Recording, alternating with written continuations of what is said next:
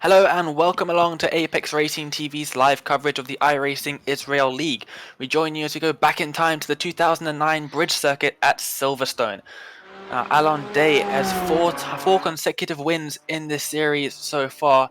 Can he make it 5 tonight, or will Dorian Tabechnic finally get that win he's been so close to for the last 3 weeks? I'm Dane Baird, and joining me in the commentary box today, and also the man behind all of these lovely cameras and overlays you're seeing on your screen, is Adam Barth. Adam, how's it going?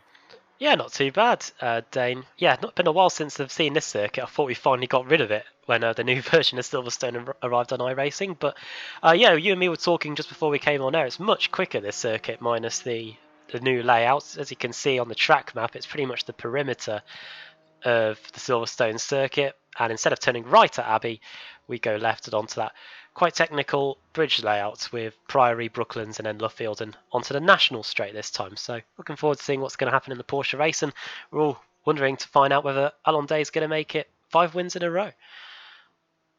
He's had a fantastic run of races so far. A bit of luck in it as well, with a bit of contact going his way as well. He's not done too well so far in qualifying. We can see some of the drivers have set some of their lap times already.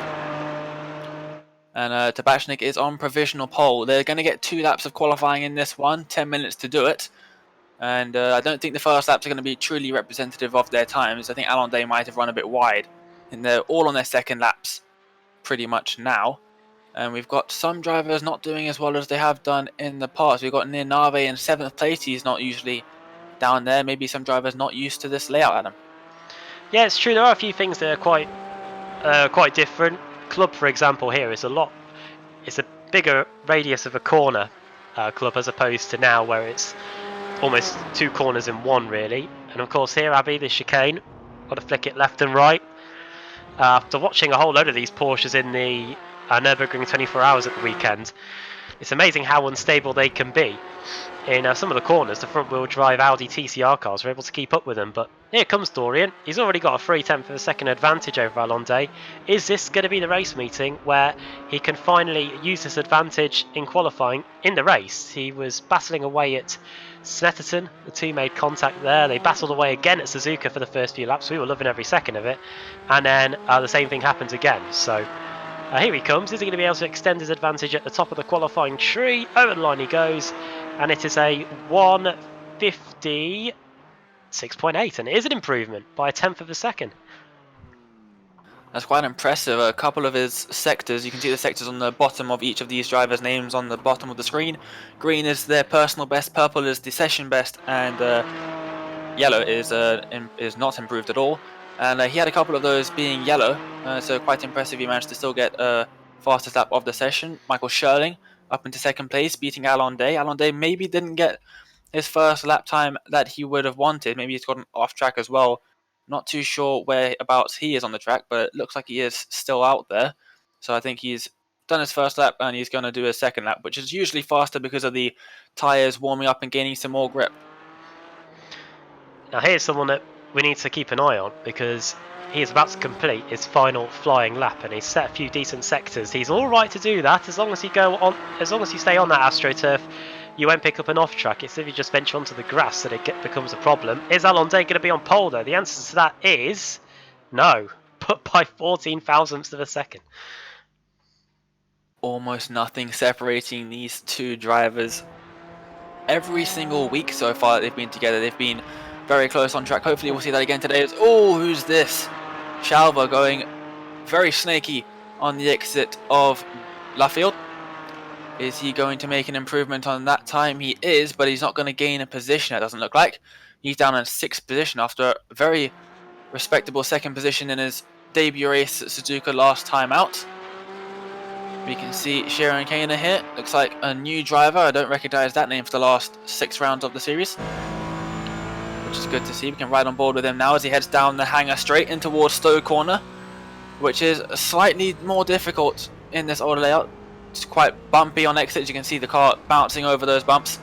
And on the exit, there is some grass to meet you, and not the lovely AstroTurf and tarmac runoff we're sort of used to with the new layout. Into Club Corner, very, very bumpy on the entry here, and that curb on the inside is much bigger than it seems. Going into the reprofiled section of Club, you can really cut this inside curb here, which he's opted not to do. But I think he's going to run quite wide on exit. Yep, you can do that as well. You're not going to get an off track or a slowdown for that one.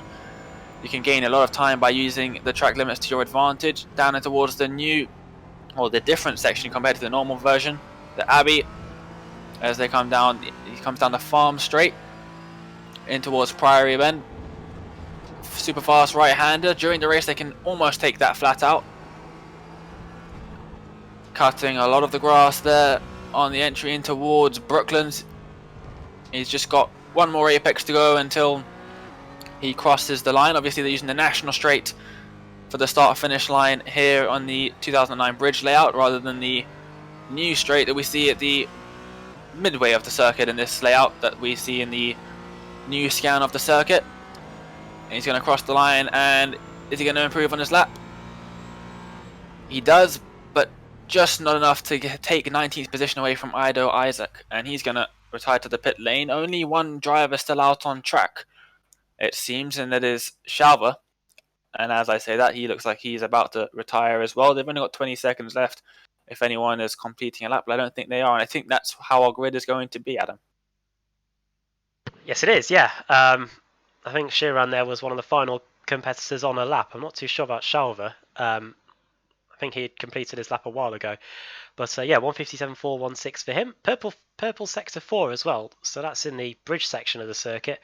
And he's going to line up in P6 for that one. And we did keep an eye on him quite a bit in the race last week at Suzuka. I wonder if he could have another eventful one here today. So here is the grid. Dane, take us through it. We've got Dorian Tabechnic on pole position. Can he translate that into his first win? We'll have to wait and see. Alon in second position, just 14 thousandths of a second behind. We've got Michael Sherling in third. Adam Levitt in fourth. Oren Sade in fifth position. And we've got Shalva in sixth. Miron in seventh. Peter Green in eighth. Amir Michelin, the organizer, in ninth position. Nir Nave in 10th. Yossi Gabai in 11th place. Sar Deckel in 12th. And then we can look down the rest of the grid. I think we've got a couple more drivers as well. I think we've got quite a large grid in this one today. Yeah, I'm trying to move it on for you. Hang on. There you go. There we go. We've got Hagay Farran in 13th. He's quite far down, further down than he normally is. We've got Nir Kopp in 14th, Michael Simon in 15th, Dekel Nar in 16th, Ori Lahav in 17th, Rancioni in 18th, Ido Isaac in 19th position, Sharon Kana in 20th place, Yevgeny Patent in 21st, Ahikam Nawa in 22nd, and Yehuda Ben Yosef in 23rd position. Those drivers at the back, I'm sure, have made mistakes or got off tracks because they're not normally that far down the field. We have got lights, which means everyone is gridded up, and the pace car will surely start moving in just a moment's time. And the first corner, Adam, is going to be Kopp's corner, which is a very tricky one, especially with cold tyres. So it's going to be important for them to warm those up on the opening.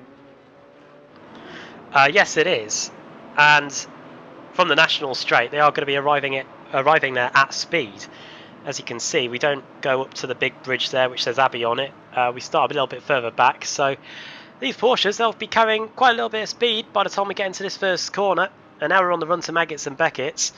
Most of it is similar to the current version, but as we were saying, both saying before we went on air, Dana, there's not as much runoff area. There is quite a lot of grass, but at least on this version of the circuit, you are allowed to exercise a bit more of the track limits or what have you as we go into the Maggots and Beckett section now. Incidentally, there is the Wellington Straight, which we don't use, and there is the old southern part of the circuit, which has been which was since knocked down and helped to become part of the new arena section. So getting a few decent shots of Silverstone here as we go onto the Hangar Straight. Yeah, and I think that we can see that little bit of a runway there. I believe that was used for helicopters in the past, but now it is forming up the Stowe circuit, which you cannot see on this current scan, or the 2009 scan, I should say. As they're heading towards Stowe now, which is going to be a lot earlier in the lap. This is normally right at the end of the lap, but that's definitely early on in this lap. You can see Alon Day just being a bit over-enthusiastic, trying to get going. Dorian not so eager. He's holding the field up quite nicely there as they head through Stowe.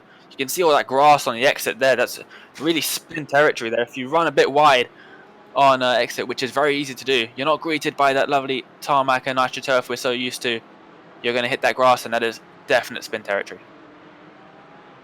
Oh, definitely, especially in these rear-wheel drive cars that are pretty unstable at the best of times.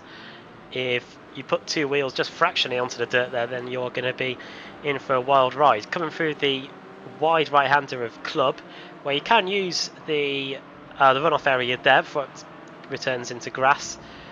And the drivers are now starting to get a bit of heat into their tyres and brakes as we approach the Abbey chicane. A decent overtaking opportunity if you get it right. If you're alongside and can brake a little bit later than your rival, you should be able to get it done. On the left hand side of your picture is the old Abbey, flat out left hand kink, which got changed in 1994. And now we head into Bridge, which when we did have that kink was probably one of the quickest corners on the circuit. It still is pretty demanding now, and I reckon these Porsche drivers may have their work cut out through this corner today. And then into Priory, a tricky corner to get right, as you were saying at the beginning of the show, Dane. Yeah, definitely. It's also very difficult. It's very bumpy, especially all of this circuit, really. Before they did the resurface a few years ago at Silverstone, it was a very, very bumpy circuit. But they're going to come around the last section of the circuit now, and it's the lead of the races now up to Dorian Tabechnic. Alon is just a bit behind. He's going to try and get onto that inside, but it looks like we're green flag racing at Silverstone. As the base car pulls away, Dorian Tabechnic, it looks like he's got a fairly decent start, but Alon is right on the back, almost bump drafting. Very defensive by Tabechnic as they head in towards Copse corner for the first time. It looks like Alon has made the move. They're still side by side. There's a little bit of contact. Almost looked like Alon was going to be turned around by Tabechnic, but that's really compromised his exits. They go through to Maggots and Beckett's now. He's being swarmed by the two drivers behind him. It looks like he's just about got away with that one, but Alon into the lead of the race.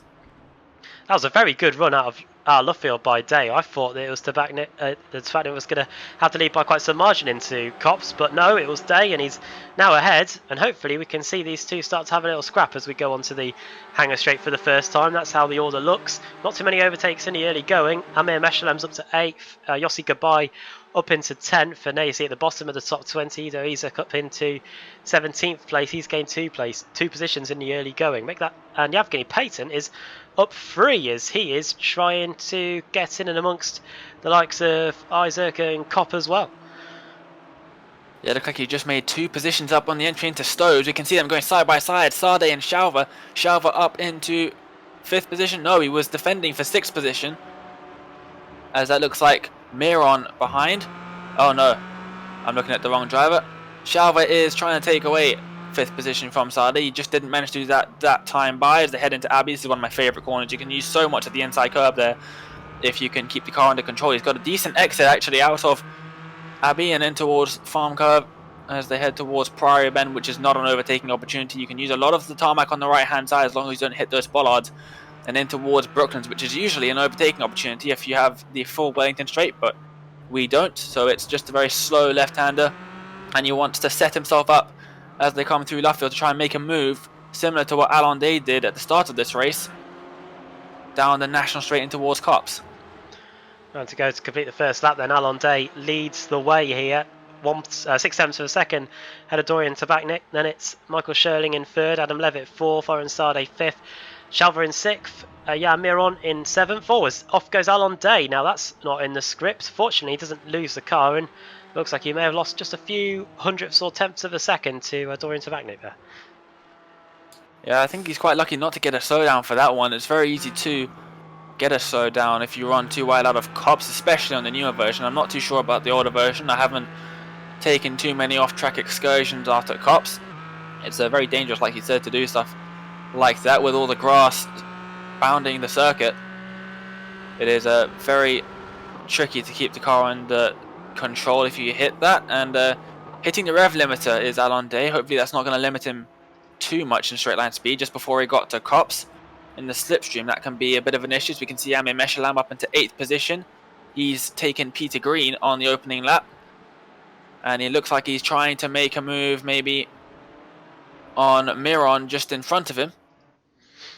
So we can see, oh, who's this? Rancione is off at Stowe. Oh, and he's nearly lost it again. Here's a replay. 3 wides down the hangar straight. Oh, he tries to go on the racing line, but there's a car on the outside. And I think that might have been... Oh no, it was poor Ori Lahav that then got involved afterwards. It was a Yevgeny Patent that got involved there through... I would say no fault of his own here. Let's have a look on the replay. Here's Rancioni. Patent's on the outside, and all of a sudden we're going to see a car move across fractionally, and then there goes the final blow. And oh, then he has contact with Ori Lahav afterwards. Lahav goes and has a spin, and Patent has to carry on. I think he might have tried to wait for him, but that's what happened down at Stowe. And you can see how little grip he had on the grass there, but Day is still leading the race. He's lost about a tenth of a second on that lap to Dorian Tabechnic in second place. Hopefully Tabechnic can catch up. We can see a good battle between them, but here is Oren Sade just ahead of Shalva, and just in front of them up the road is fourth place of Adam Levitt. But we're looking at Shalva just behind Sade now. He's going to try, it's not an overtaking opportunity through Maggers and Beckett, as I'm sure everyone does know, but he can try and get a good exit out of Chapel and onto the hangar straight. This is one of the better overtaking opportunities on the circuit in towards Stowe. It's the longest straight section of the track, as he's going to try and use all the draft. You can see the gap just about 0.3 of a second between them. He's not going to be close enough this time by, I don't think, but it's very close as they come in towards Stowe Corner. He's right on board now with Oren Sade, the 147 car. You can see just how close Shalva is behind him. Oh, he's going. Oh, and he's going to make a dive. And he looks like he's just backed out of that one. Good thing Sade did see the move coming in, otherwise he could have very easily turned in front of Shalva, and that could have resulted in an incident that no one would have wanted. These two look like they're going to have a nice battle. Yeah, decent scrap this in the opening 5 minutes. Did look like he was going to get a move done. It's a weird one, Club. It does invite a move up the inside, but then once you've got the move done, or you think you've got the move done, you're then side by side with your competitor through the long right-hander. So it is quite difficult to pull off a move. Don't often see many moves getting done here into Priory, but Brooklands can be a overtaking opportunity if you surprise your opponents. Nir Nave is dropping down the order. Not too sure what's happened to the poor Nir. Has he had some sort of connection issue? Or whatever it was. He was running in the top 10, but looks like that might not be the case anymore, as the leaders come through Luffield and Copse to complete what will be their third lap of the race. And looks like that Dorian is just fractionally quicker than Alon Day at the moment, not by much, just about a tenth of a second or so in it, and the gap is remaining under a second. So making sure that Alon Day is still kept under pressure as these two, Shalva and Sade, continue their scrap over a spot in the top 5. Yeah, and that gap still decreasing as they head through Maggots and Beckett for the leaders. And looks like Tabechnic is still closing in. You can see Alon Day just ahead of Tabechnic. Now the gap is very short. The half a second between them doesn't really show the true meaning of that. You can see the gaps on the right hand side as they've increased and then decreased again between Alon Day and Tabechnic, as it's less than half a second now. The gap on the left hand side becomes orange, less than a second as they head in towards Stowe. And I think Alon Day might have just stopped pushing just as hard as he was to try and build a lead. I think he's going to have to start worrying about what's in his mirrors. He's heading towards Club. Like you said, it is very inviting to make a dive down the inside, but it's a much tighter corner than you really realise. And then, of course, you've got the outside line for Club, which is very not ideal. But Alon Day still managing to keep that gap around half a second, as further on back down the field, we've got a few more gaps happening. We've got Sade and Shalva, and then we've also got Green and Hagay Farran as well, making a battle. You can see Sade. Oh, and it looks like Shalva's gone for a move into Abbey. He backs out once again, but if he does this a couple more times, as we can see Miron just behind him in 7th place, he looks like he's latched onto this battle as well. Is it going to become a 3 or 4 car battle now?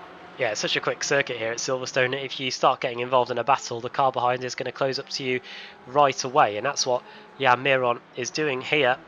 And all of a sudden, Shalva's now gone from just looking in front of him to having to look into the mirrors as well. It was an interesting potential overtake there going into the Abbey chicane. Just seeing as there's a way we can go back and have a quick look at it. But I'm trying to find the button, but I don't think we can. Unless there was a collision between the two of them. Anyway, over the line, 56.4 again for Tabechnic. That was another tenth of a second taken away. Looks like Nir Nave is back out on the circuit. That was the car that you could see leaving the pit lane. And this fight for 5th is showing no signs of abating here. We did see some of these scraps going on at Suzuka last week, which carries on for the whole race. Oh no, has Nir Nave crashed again? I think you might just be waiting for the whole field to get by. Here's a scrap towards the back of the field. This is between Ori Lahav and Yevgeny Payton. These two were involved in a little skirmish at the Stowe corner, and here they are fighting over one of the positions towards the back end of the field, over 20th and 19th and 20th. Yeah, it looks like Lahav has just got ahead of Payton. We can see here Sade and this is Shalva just behind as they head towards Club. This gap is much smaller than what we've seen in the past, and Shalva makes the move up into Club, and he's still side by side on the entry, and he's going to have to go the long way round of Club. And this is the view from Miron's car in the number 18 in 7th position, and Shalva's managed to make that move stick, which is very impressive from him. I was worried that if he lost some of his entry speed, Miron might be able to sneak past him as well as Sade. But Miron right on the end of this battle now. If Shalva can make a bit of a gap form between him and Sade, Sade is now looking in his mirrors once again at Miron this time. Yeah, I was quite surprised at how much grip there was around the outside of Club there. So decent job by Shalva. After plugging away for 5 laps, he's managed to get up into the top 5 at last. But Sade showing no signs of giving up without a fight here as we go into Lovefields. This long, almost 180-degree hairpin to get back onto the front straight. You can see how much they're allowed to use on the outside. You can use the curb plus that AstroTurf as well, and I think we might need to check in at the fight for the lead, because this time 4/10 of a second was taken out of Alon Day's lead by Dorian Tabechnic, and he'll be picking up the slipstream down the hanger straight now, and that might just help him out because Alon Day's got no one in front of him to act as a tow, and this might be able to help the gap come down even more. We are going to a decent scrap as here we are 1/3 of the way through the race. These two are now 4 seconds ahead of their next opponent, which is Michael Scherling, who's down in 3rd. Yeah, Scherling not on the pace with these guys, as we can see Tabechnic looking down the inside and towards Stowe. I don't think he's going to make a move. He's just letting Alon Day know, hello, I'm here. And looks like he's just too far back to make a move there. He doesn't look like he's going to make a move in towards Club either. I think he's going to bide his time and try and get one in towards Abbey. You can see how he's lining up his car differently as they come through towards Club, as we've got a battle further down the field. Looks like Nar's just overtaken Kopp, but we'll stick with the leaders for the time being, as Tabechnic maybe he's just not got the best exit out of Club. He doesn't look like he's close enough to make a move into Abbey as they come through what is one of my favourite sections of the circuit. It's very bumpy right-hander. You can carry a lot of speed through there if you can keep the car under control. And into this much longer than it seems Priory, and in towards Brooklands, which is an overtaking opportunity if you can get it right, and into this more than 180 degrees Luffield. I think it's more about 190, maybe 200 degrees. It really does take forever, especially at the slow speed you have to take it. You really just want to get on the power, but Tabechnic's lost some time today this lap. Maybe trying to concentrate on making a move just a bit too much. You can see he's lost about 3/10 of a second as they head to start lap 7 with 12 minutes gone in the race. Yeah, you could see that that Tabechnic was losing a set. Oh, if I can put my teeth back in, a 10th of a second a sector there, and that's what resulted in the gap being a bit bigger at the end of the previous lap. Not what I was expecting. One driver who is on the move is this man, Shalva, and he is catching Adam Levitt at a fair rate of knots. Purple sectors and personal bests in all of them on the last lap after he managed to get by Orr and Sade, and the gap between 4th and 5th is just 2/10 of a second. I wonder if Shalva could potentially fancy his chances of getting on the podium if he continues to set this pace. He was almost a second quicker than Michael Scherling on that previous lap, and he's setting straight to work on Adam Levitt up the inside into Stowe. Levitt couldn't really put up much of a defence. Shalva is flying here in the early going, Dorian. Dane, sorry, gee. There you go, I'm getting the names wrong. Yeah. And yeah, you can see he's going to have his eyes set on the car just in front of him, Michael Scherling. He's just about 3 seconds up the road, and he is well in the sights of Shalva in the number 14 car. You can see the leaders just at the top of our screen as we switch cameras. We can see now Michael Scherling in the 200 Porsche 718 Clubsport GT4 car.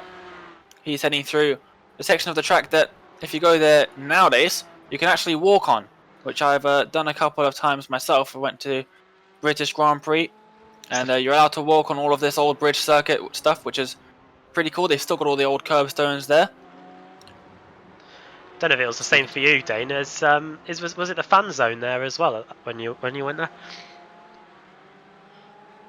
No, there wasn't. It was just a basic pathway, I think, to get from one end of the circuit to another. A bit of a shortcut rather than having to take the slightly longer walking route that they used to have when the track looked like this. But Tabechnic right back on the pace, setting the fastest lap of the race, and the gap is right back down again. Yeah, down to 0.4 of a second. What year did you say you went? Did you go in 2015, did you say? Yeah, it was 2015, I wonder if Bernie Eccleston was refusing to give you some entertainment. Yeah, when I went there was F1 2018 sims and F1 pop-up F1 store, that kind of thing. I mean, they were giving out free cans of non-alcoholic beer to keep our advertising at a minimum. As here comes Tabechnic, and he wants to answer the call of taking the lead here, but Dorian Alon Day is not going to give it up without a fight. Let's not forget he's won 4 races in a row in this series. Most of them in the past few weeks have come at the cost of Dorian Tabechnic. These two were scrapping away at Snetterton. Both of them went off the circuit. Dorian scraped the wall, and that was that really. Then at Suzuka last week, he got put up onto 2 wheels, then went for a spin. And Alon Day was the one that came out victorious there, and he's desperate to turn his pole position advantage into a race victory here. Yeah, definitely. And also back in Road America, these two were having a good old scrap, but Tabechnic got caught up in some lap traffic. And then in a battle with Michael Sherling, so we can see here, it looks like Hagay Farran, after a pretty poor qualifying from him, has got up ahead of Peter Green, with Yossi Gabay shortly behind them, but he's making up some good positions as well. And about 5 seconds up the road from him is Miran, who's still involved in that battle with Levitt and Sade. Yeah, that free car scrap going on. Farran putting in some personal best. Peter Green, incidentally, was fastest out of anybody in that first sector. But Alon Day is now putting a new fastest lap of the race, 56.2. So the times are continuing to fall down here as we go on through this one. In fact, we are now halfway through the race, so this race is going by at a fair rate of knots. Levitt and Sade, as you can see, 0.4 of a second apart. Decent scrap going on outside the top 10 here. This is between Nir Nave and Sard Deckel, just 0.2 of a second apart for these two, and then just in front of them is Deckel Nar. So a few cars clumped together here as running onto the AstroTurf. There's not much grip out there. Oh dear me! And that is the end of the race the end of their chances of getting up in the top 10 for Deckel and Mizrahi, or Nir Nave anyway. Going backwards for a while. Looks like he's lost the rear assembly, and hopefully it's pointing in the straight line, Dane.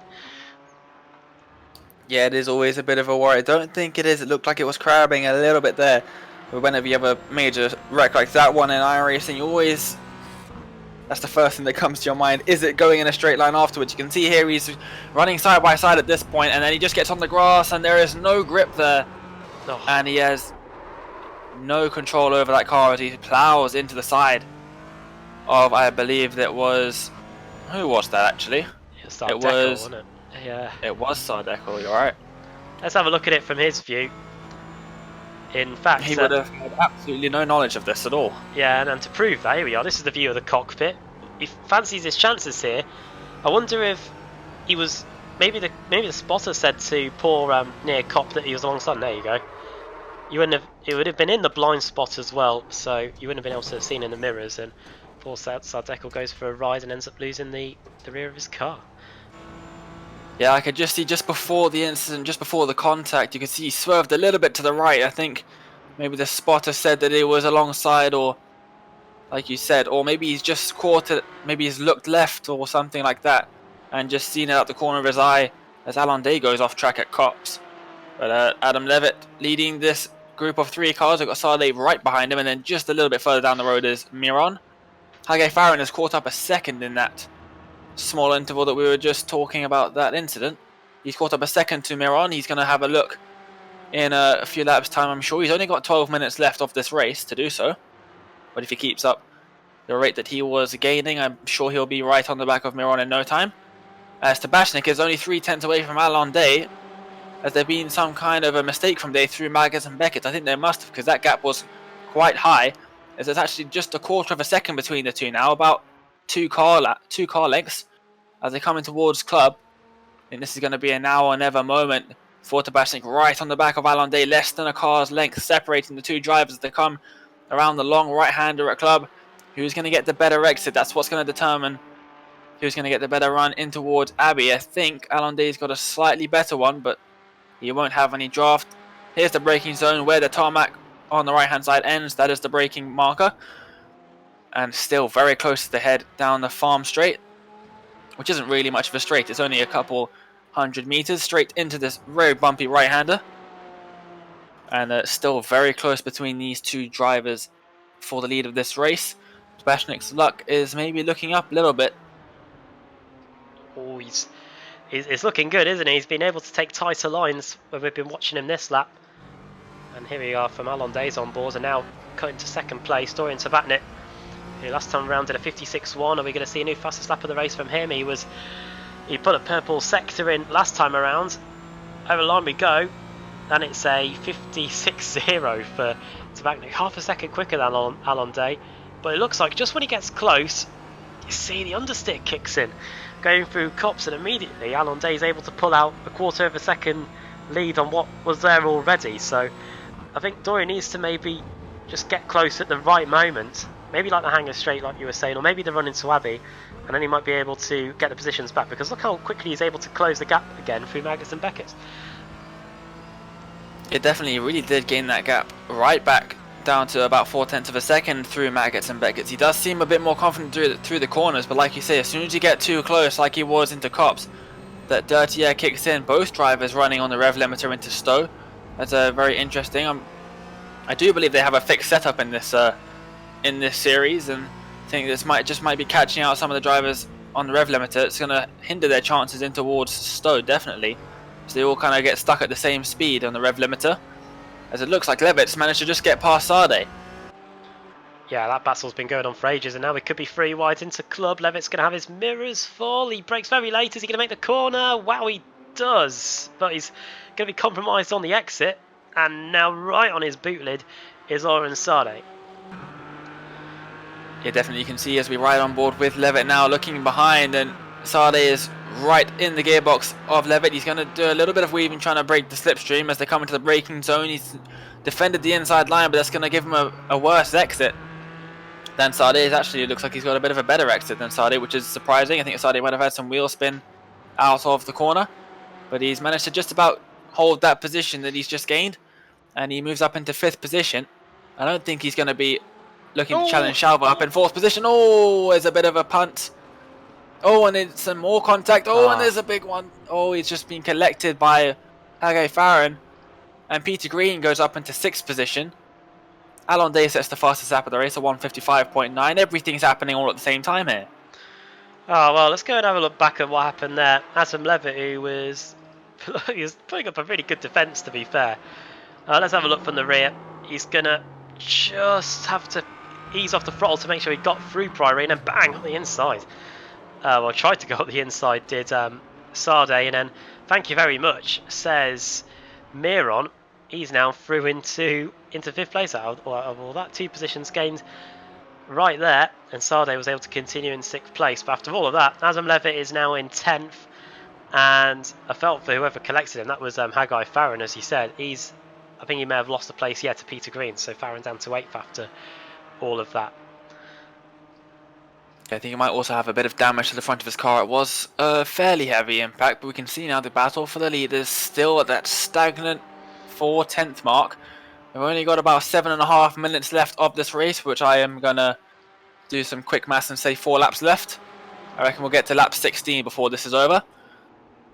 Maybe even 17 if we're lucky. But Tabechnic just not able to get close enough to make a move. Every single time he gets close enough to make a move, he drops back just a little bit. And Alon Day has managed to just build up a nice 9/10 gap there as they headed through the old bridge section. Not sure what happened to Tabechnic there, but the gap falling down once again. You can see the gap variations on the bottom right hand corner of the screen. And it's up and down, as you can see, every single lap. Seems to be alternating fastest laps of the race. Day one lap and then Tabechnic the next.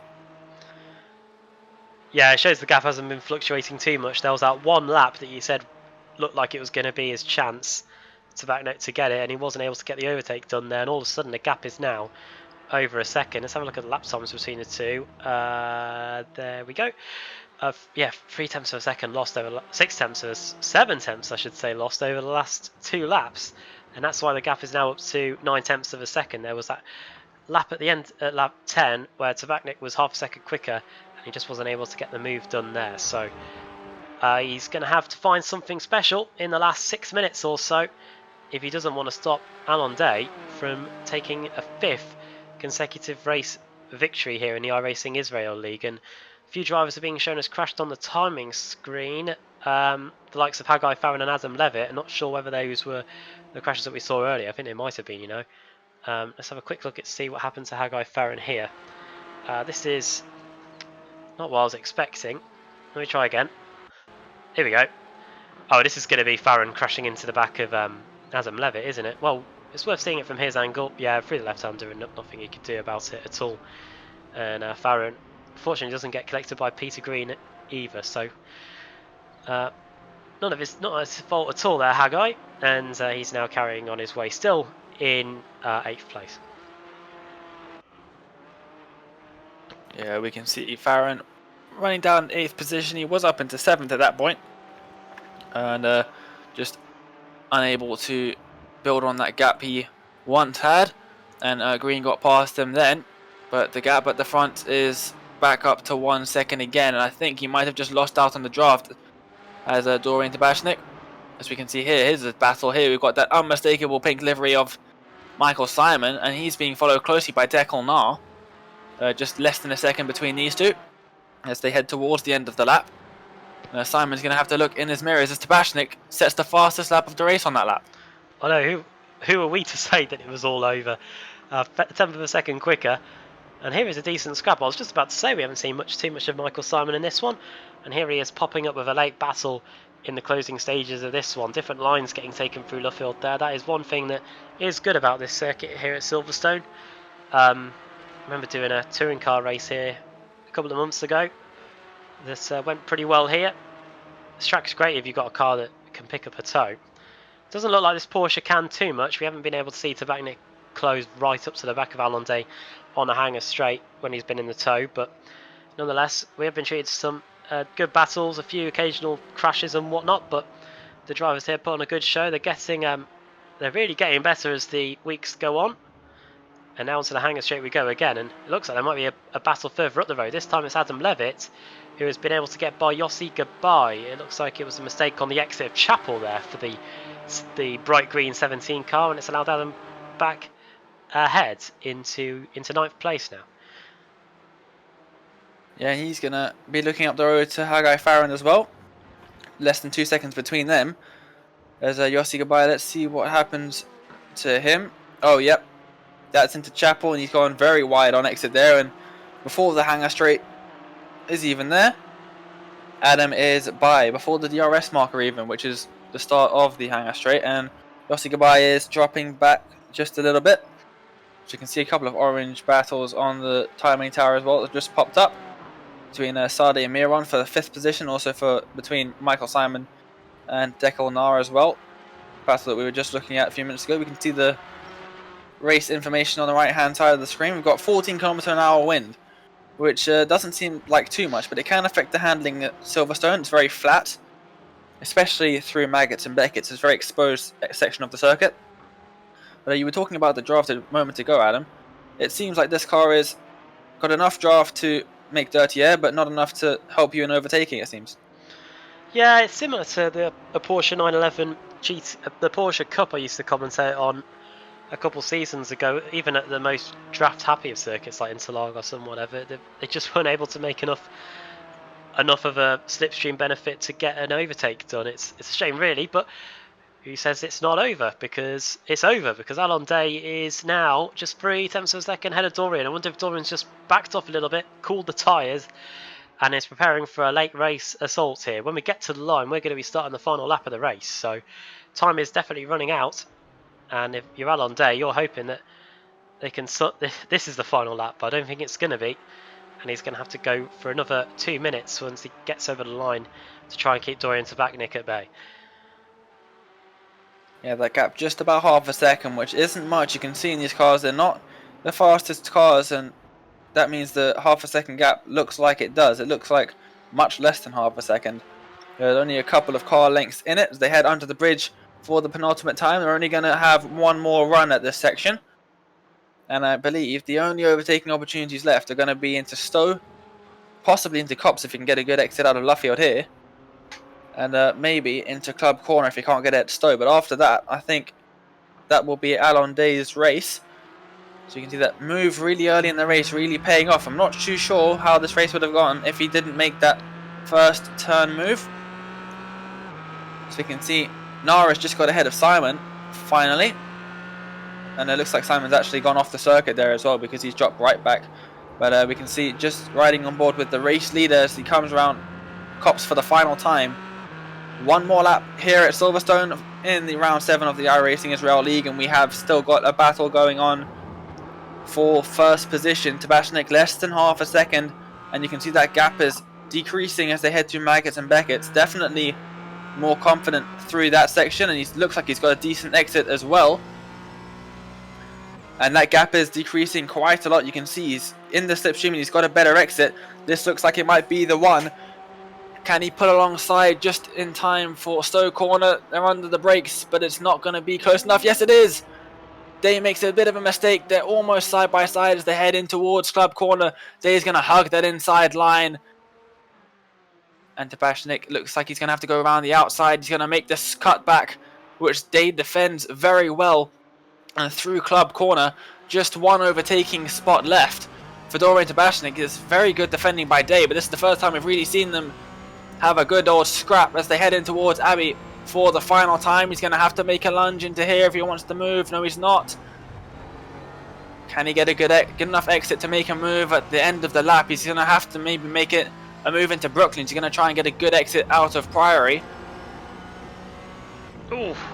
Oh, he makes a lunge, and that looks like it's his race over. I think Alon Day's got a big enough lead now. Tabechnic maybe giving a bit of a scare as they headed into Brooklands, but Tabechnic now not able to make up that position, I don't think. And Alon Day is going to cross the line to win his 5th consecutive race in the iRacing Israel League. All 5 races he's driven and he's won. He flashes the lights to celebrate 5 wins in a row for Alon Day. Tabechnic once again finishes in 2nd position. He just can't seem to get out of that. And we can see Sade and Miron having a battle to the end. We've got Shirley in 3rd and Shalva in 4th. And Sade is just not close enough to make a move on Miron at the end. Miron's going to finish in 5th in his debut race, and Sade is finishing in 6th. And we've got Peter Green in 7th, Hagay Farran in 8th, just ahead of Adam Levitt. You can see this 3-car train here with Yossi Gabai in the bright green coloured Porsche just behind. In 10th, move happened very late in the race as well. Hopefully we can get a replay of that maybe once a couple more of the cars have gone past. Sharon Kainer up 5 positions on his debut. In 15th position. He's going to cross the line there. Deckel in 16th position. And we've got Lahav in 17th. Ido Isaac's going to finish in 18th, just ahead of Ben Yosef. And the last driver still on the track is Rancioni down in 20th position. Not too sure what happened to Meshulam. Oh, he was he the one that was off in the wall? Oh no, that was Rancioni, wasn't it? Overlay seems to have died as well. And here comes Rancioni across the line, and that's going to be 20th place for him. Let me just reboot the overlay for us so we can actually get the results to you.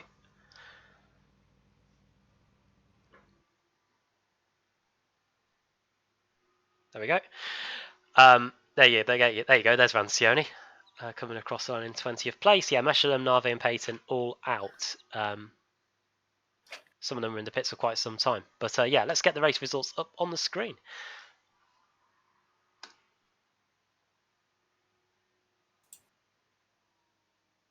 All right, here are the practice results. Oh, hello. Oh dear. Here come the race results. There we go. We've got Alon Day once again winner in the iRacing Israel League, 5 consecutive wins. A fantastic drive from him to hold off Tabechnic at the end. It looks like he might have even got through, but he has to settle for second position. Michael Scherling, if I can get my words out, finishes in third in the final podium position. We've got Shalva in fourth, Miron in fifth position, Oren Sade in sixth, Peter Green in seventh, Hagay Farran in eighth, Adam Levitt in ninth position, Yossi Gabay in 10th, Declan Nar ahead of Simon just at the end of the race there in 11th and 12th.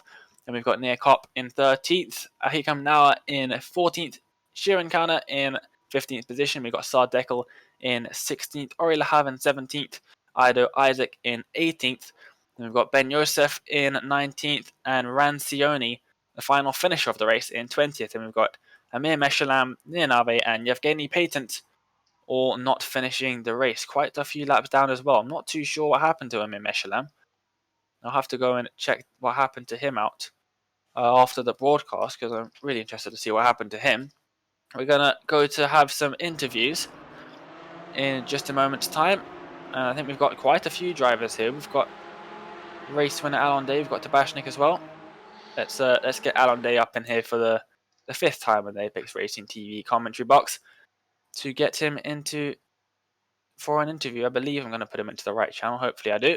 Yeah, we even got his race-winning move, which incidentally happened at the first corner on the first lap of the race. And here is Alon Day. Alon, a fifth consecutive win for you in this iRacing Israel League. How did you manage to hold off of Tabechnic on that last lap? It looked like he might have even got past. Yeah, I don't know. The last lap was really stressy. I thought he will be there a lot earlier than that. I expected him to be already in lap 5, start fighting with me, but somehow I managed to keep the pace really high, almost the same as him. And basically mistakeless. That was the conclusion, my conclusion for the race. I knew that this is the main key, especially in Silverstone. If you made a small mistake, you can lose so much time. And yeah, it works. Yeah, definitely. Silverstone is a very fast circuit, so when you do make a mistake, it does cost you quite a lot of time. That first lap move seems to have got you the race win. You stayed ahead for the rest of it. I'm not too sure how the race would have panned out if you didn't make that move, but how did you get such a good run on Dorian on that first lap? First of all, yeah, I knew that it had to be on lap 1, otherwise he will run away and he will disappear. I think he tried to kind of confuse me on the start of the race and try to open the race in the last corner, while I'm still in the corner and he's already out. But I was a step ahead and I thought about that option. So as soon as I saw his car, I react extremely quick and got into his draft, and I realized that I have to send it in turn 1, otherwise I will never win the race. It was a great move and really did put you on a good standing for the rest of the race.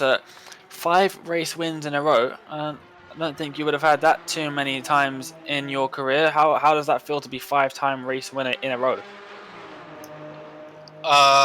First of all, I did. It happened to me in the past. But it's always great. I don't know. I worked hard.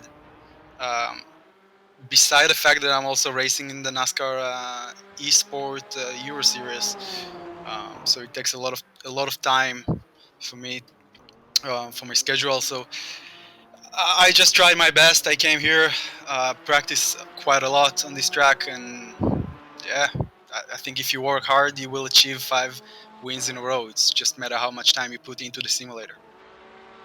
Yeah, definitely, and you've done a fantastic job in all 5 races that you've participated in. Hopefully, at some point, we'll see Tabechnic give you a bit of a run for your money. Maybe next week at Mid Ohio. Do you have any experience driving that circuit? Mid Ohio, yeah, that was the first time I ever raced with real Xfinity car. Um, so yeah, I know the track pretty well. I like that track. Very technical, a lot of elevation changes. Yeah, it's gonna be fun. I'm pretty sure about that. Oh, that's fantastic to hear. It's fantastic. It's a very good track, Mid Ohio. I really do enjoy it. It's very tricky, like you said. Lots of blind, crested corners as well, which can unsettle the car quite a bit. Well, thank you for joining us in the commentary box. Before we let you go and have a chat to Dorian, is there anyone you want to give a shout out to? No, just the usual people. Just to Amir for setting up this championship, which is pretty amazing, and you guys for commentating. And yeah, that's it. See you next week or next Monday. Thank you very much, Yeah, Alon. well done, Alan. Indeed, we'll definitely see you Thank you. next week. And like you said, next month we'll be back on a Monday for the iRacing Israel League. Obviously on a Wednesday for the last 2 weeks, but we'll be back on Monday, the 4th of May. And we'll hope to see you back in the commentary box then, Alon. Thanks for joining us. I hope so too. Thank you very much. All right, Adam, who have you got in the commentary box? Well, you're saying Alon Day was going to go and speak to Dorian, but I think we're going to grab him for an interview now. He was the pole sitter. He finished in second place in the end, and he joins us in the commentary box now for a quick interview. Well, Dorian, well done on finishing on the second, but you were trying as much as you could to get past Alon Day. It was just that move at the very start that meant you couldn't get by. Yeah, really well done by him. He took the opportunity that was in front of him and he made it work. As he said, he ran a zero fault race, so it was really hard to catch up and keep up and especially overtake. It looked like you tried one last attempt to get by on the final lap, a little lunge up the inside. It nearly worked out. Yeah, I was short about a few inches. Story of my life. Yeah, I had to do something. It was the final lap. I was getting close. I knew he worn out his tires a little worse than I did. I saw it when he oversteered a little bit on corner exit. So I was like, all right, final lap is my lap, and I was able to try and make two moves. Unfortunately, none of them succeeded. Were you getting much slipstream in the Porsche today? It looked like that once you got within 4/10 of a second, the gap wouldn't be able to come down as much, at least on the hanger straight. Anyway. Yeah, the Porsche doesn't have a lot of downforce, therefore it doesn't have a lot of slipstream. Unlike the MX-5, which is completely weird why it has so much slipstream. But the Porsche doesn't have a lot of slipstream at all, so you might gain a tenth on the back straight, but that's pretty much it. It all came down to corner exits. That's where I had to catch up. And it looked like that when you got close to Alon Day, especially going down the front straight into turn one cops, the car did understeer quite a bit wide on the exit of the corner as well. Yeah, that's part of the setup that we do for the series. Basically, it's important that everyone feels comfortable and the car's easy enough to drive. So it's not going to be the most extreme or fastest setup. It's going to be something that everybody can adapt quickly with. We're running like really high tire pressure. That's probably the main reason for that. So we both had to struggle with the understeer there. I had to get my brake bias all the way back just to get the car to turn in. Well, from one of the quickest tracks on the calendar to next week where we head to Mid-Ohio, a really technical circuit. Have you got much experience of racing around there at all? No, not at all. I'm actually very busy trying to practice for the sprint series, the World Championship. So I've been spending the whole week on Zandvoort. I haven't even done one lap there, but I'm gonna have to catch up over the weekend, do like 100 laps, catch up to the track, see if I can get some pace out of it. Oh, well, unfortunately, second place again for you today. But before we let you go, do you want to do you want to send a quick shout out to anyone? Yeah, shout out to Alon for making that move and keeping it clean. It was a really good racing. I enjoyed this race a lot just because we both managed to keep it clean. It was all about pace and where we put the cars. Amir's been doing a really good job getting the league together, recruiting more people, and making sure everything just works. So shout out to him as well. Yeah. Thanks for everyone who's watching. Thank you guys for commentating. Well, hopefully next week will be the week, Dorian. Anyway. We've been saying that for 5 races, damn it. It's Literally, gonna happen someday. touch wood, touch wood. No, of course, you had to get past Alon Day, of course. But yeah, well done today. It was a good lap in qualifying, and you nearly had the win in the race. And thanks for taking the time to come and speak to us today. Thanks, guys. Right, who shall you move on to next then, Dane? I think I'm going to move on to Oren Sade, driver finishing in. Let's have a look. Where did he finish? I think it was 7th place in the end. No, 6th position. Oren Sade in the commentary box for a quick interview. Oren, how was that race from your perspective? A very tough one. It was intense for me because I got a good qualifying, and I know the guys behind me had a good racing pace, so I needed to struggle a little bit during a couple of laps against Shalva and then Adam. It was pretty tight. We touched. I think it was just a racing accident, but I didn't have the time to see the replay, so we'll see. And then Yair took advantage of the situation and did the move, and I couldn't make it to pass him until the end. But it was an exciting race from my perspective. That's fantastic to hear. You definitely did make contact, obviously, with Adam, and I think it was probably a racing incident, like you said. You both just tried to go for the same piece of tarmac at the same time. You're almost side by side in the end, in towards Brooklands, which was very unfortunate for him. He dropped down quite far. Next week, the race series heads to Mid Ohio. Do you have any experience driving there? Nothing. Never been there. Seems to be a bit of a common theme throughout this series. Quite a few drivers not knowing these next circuits. It's going to be a bit of a learning curve.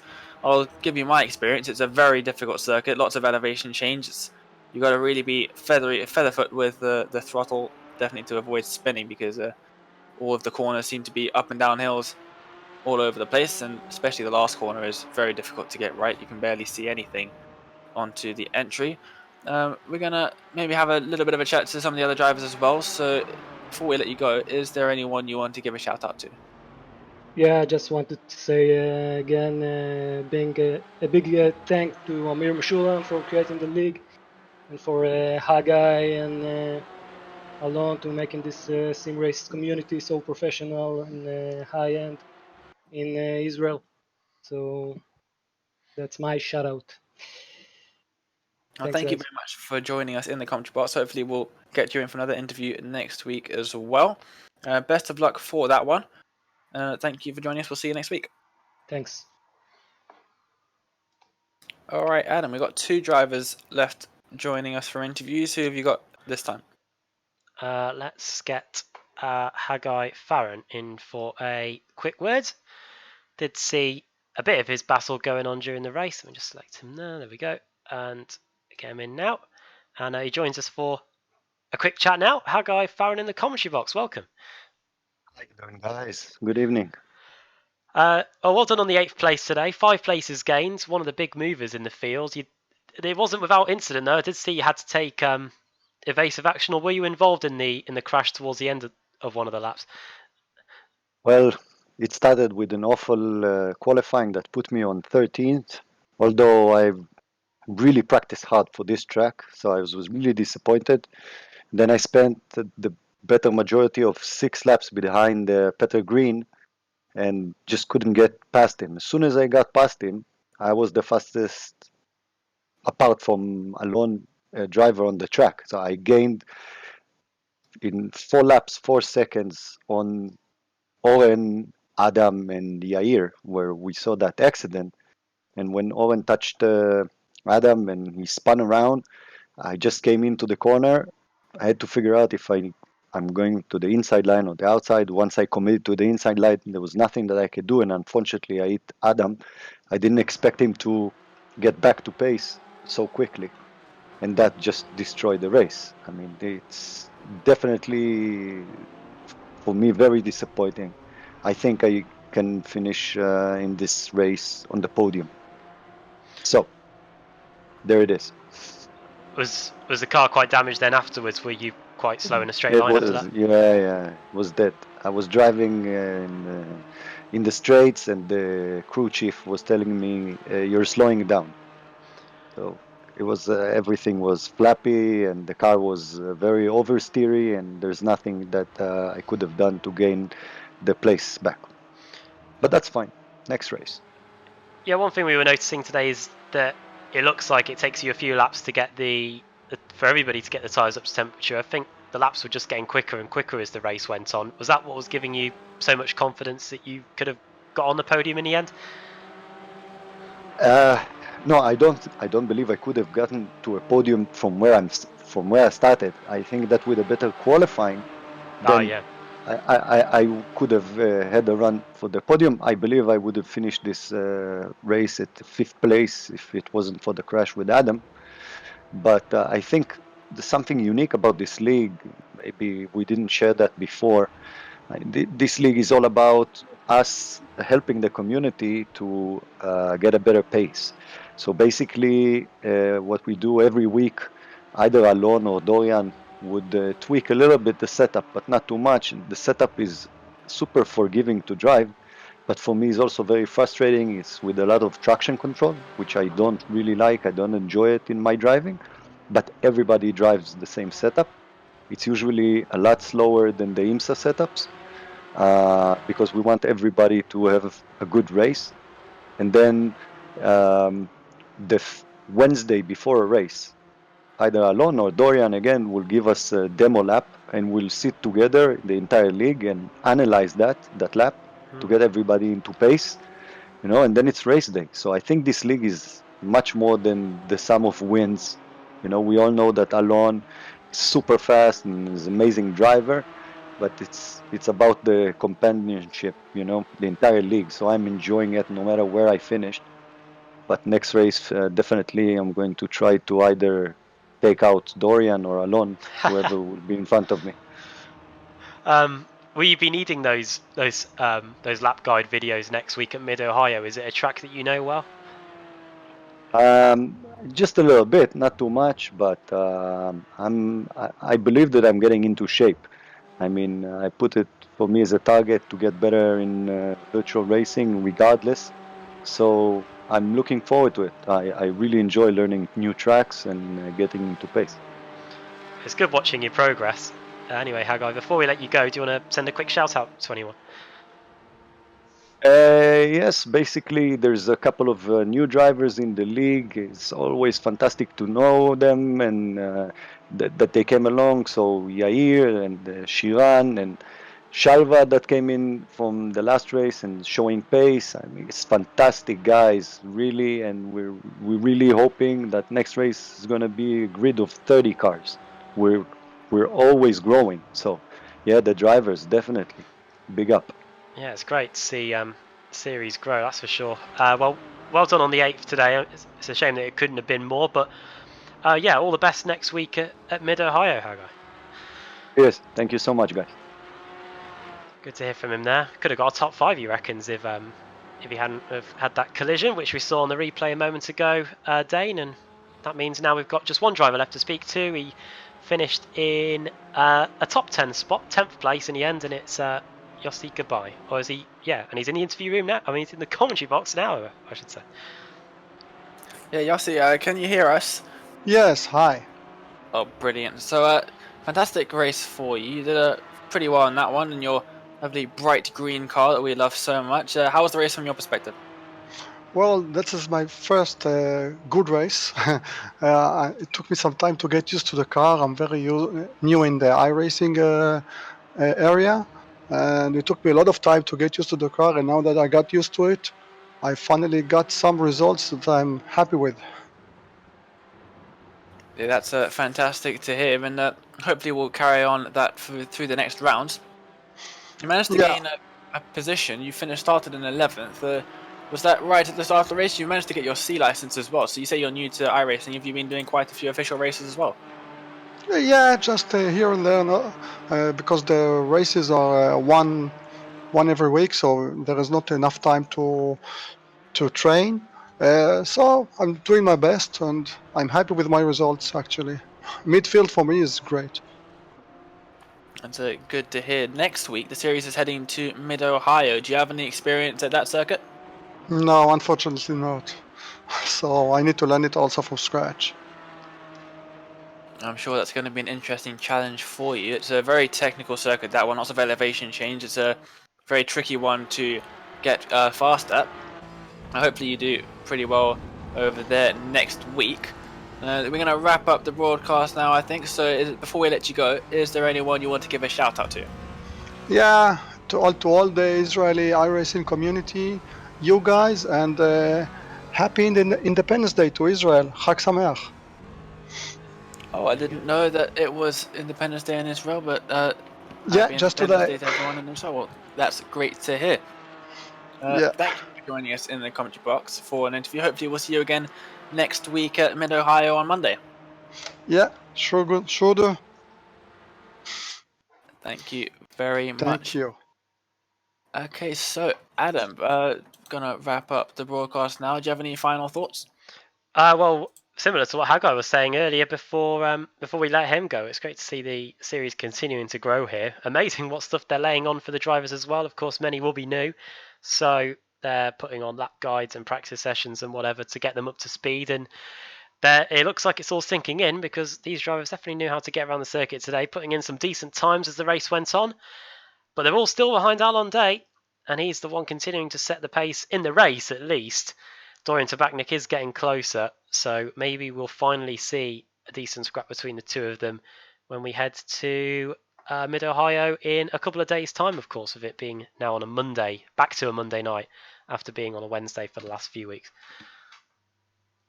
Yeah, definitely. And we'll be back on Monday, the 4th of May, back on the iRacing Israel League YouTube channel. Make sure to subscribe to the iRacing Israel League YouTube channel if you're new here and you want to catch up on all the previous races. They're all on the channel, and all of the future rounds will be as well. From everyone here at Apex Racing TV, from myself and Adam, thank you for watching, and we'll see you on Monday night. Happy racing.